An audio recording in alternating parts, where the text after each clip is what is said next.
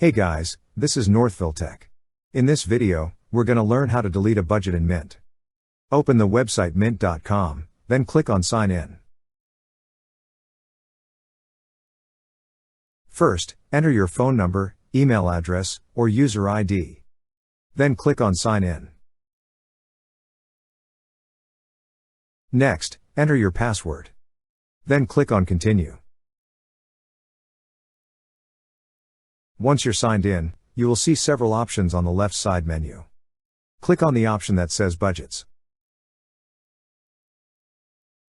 Here, you will see the list of budgets. Click on the Edit option under the budget you wish to delete.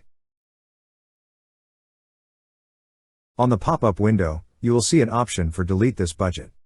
Click on Delete this budget. And now the budget is deleted. That's how you delete a budget in Mint. Thank you so much guys for watching, and if you have not yet subscribed to our YouTube channel, please subscribe to our YouTube channel as we create tech videos related to financial apps almost every day. Also, check out our website northvilletech.com for great tech articles, and our recommended resources in the description below for various sign-up bonuses.